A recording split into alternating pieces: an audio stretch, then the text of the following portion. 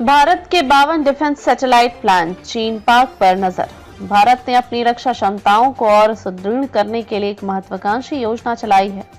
Operation सिंदूर के बाद चीन पाकिस्तान क्षेत्र पर लगातार नजर रखने आवश्यकता को देखते हुए देश 52 नए डिफेंस सर्विलांस सैटेलाइट जल्द लॉन्च करेगा। इसके साथ ही सरकार एक व्यापक मिलिट्री स्पेस डॉक्ट्रिन पर भी काम कर रही है। इस पहल से भारत को दुश्मन पर तेज और बेहतर निगरानी बनाए रखने में मदद मिलेगी, जिससे उसके निर्णय प्रक्रिया OODA लूप अधिक प्रभावी और त्वरित होगी।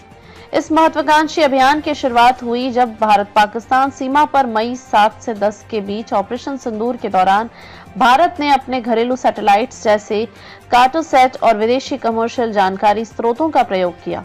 इस दौरान चीन की तरफ से पाकिस्तान को मिली सक्रिय सहायता की रिपोर्ट सामने आई, जिसकी पुष्टि हुई कि दुश्मन क्षेत्र पर सैटेलाइट इमेजिंग और निगरानी की तत्काल आवश्यकता है।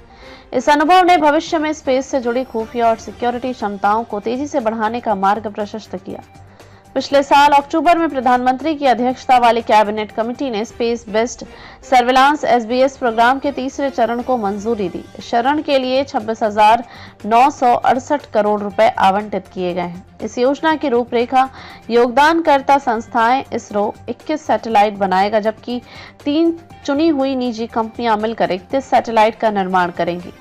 समय सीमा: पहला सैटेलाइट अप्रैल 2026 तक लॉन्च होगा। सभी 52 सैटेलाइट 2029 के अंत तक पथ पर होंगे।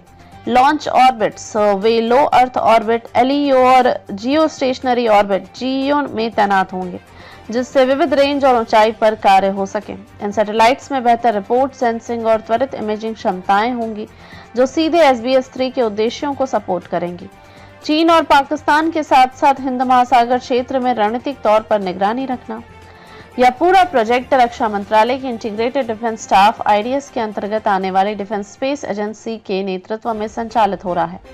DSA अंतरिक्ष में सैन्य गतिविधियों के नियमन और प्रशासक के रूप में कार्य करता है। इस पहल का लक्ष्य केवल तकनीकी पहलुओं पर केंद्रित नहीं है, बल्कि एक समग्र स्पेस डॉक्ट्रिन तैयार करना भी है, जिससे यह तय होगा कि युद्ध की स्थिति में अंतरिक्ष में किन नियमों का पालन किया जाए। डेटा सुरक्षा, क्षति नियंत्रण और संभावित आतंक या साइबर हमलों से बचाव की रणनीतियां।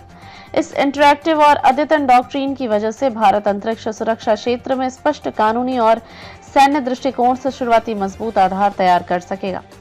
SBS-3 सैटेलाइट्स में निम्न तकनीक क्षमताएं शामिल होंगी: उच्च रिजोल्यूशन इमेजिंग, कम समय में एक ही जगह की विस्तृत तस्वीरें, मल्टी स्पेक्ट्रल सेंसर, दृश्य और अव्यक्त रेंज, इंफ्रारेड आदि में जानकारी, रियल टाइम डेटा ट्रांसमिशन कम विलंबता के साथ उपलब्ध कराना। इस तकनीक एक मजबूत OODA लूप चलाने में महत्वपूर्ण है। ऑब्जर्व, ओरिएंट, डिसाइड, एक्ट जैसे ही किसी गतिविधि की पहचान हो, उसके आधार पर निर्णय लेकर तुरंत कार्रवाई की जा सके।